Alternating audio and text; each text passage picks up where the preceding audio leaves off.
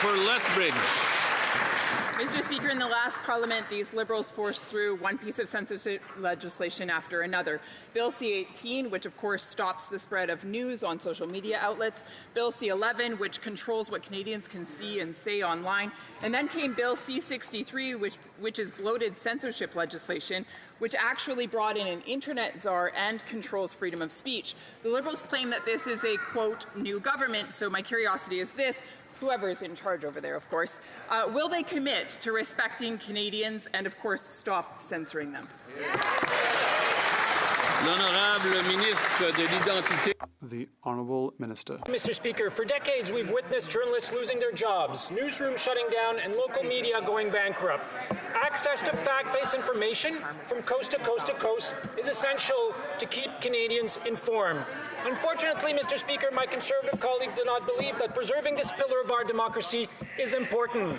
On our side, we chose to pass the Online News Act to ensure that journalists can continue their important work for our country, for our democracy, for our Canadian unity.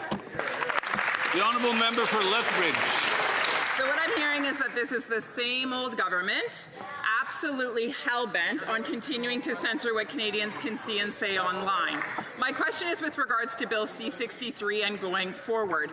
You see, C-63 doesn't just target predators, it targets opinions, it targets freedom of thought, it targets discourse within the online sphere.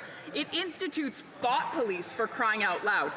It's a Trojan horse for further government control. So I ask again, in any future legislation going forward, will this Liberal government commit to respecting Canadians and making sure that they do not censor them?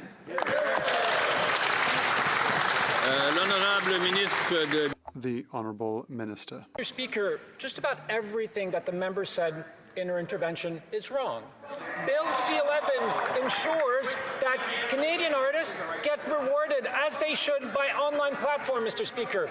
Bill C-11 makes sure that Canadian content can be discovered by Canadians, by my kids, by all of our kids, instead of just international artists, Mr. Speaker. That's exactly what what Bill C-11 does. It gives the opportunity for Canadians to discover Canadian artists, something we should all support, Mr. Speaker. The honourable member for Elgin, St. Thomas, London South. Mr. Speaker, baseless smears like that are why these Liberals can't be trusted to regulate speech in this country. For years, this Liberal government has determined to censor what Canadians see and say online. From Bill C-11, which put the Liberals in control of YouTube algorithms, to Bill C-18, which squeezed out small and independent media, and to their thought crime Bill C-63.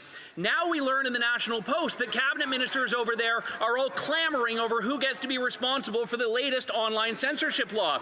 So will the minister who gets to censor what Canadians say please reveal themselves now?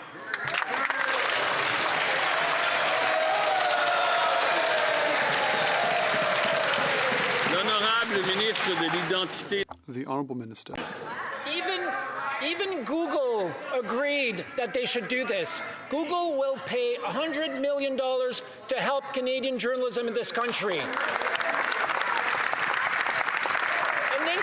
An international US-based company would agree to do that, but the Conservative Party of Canada would vote against this, would prevent that from happening, would want to prevent our media from getting $100 million so that there's more local content, more journalists hired in our newsroom across the country. It is simply unthinkable.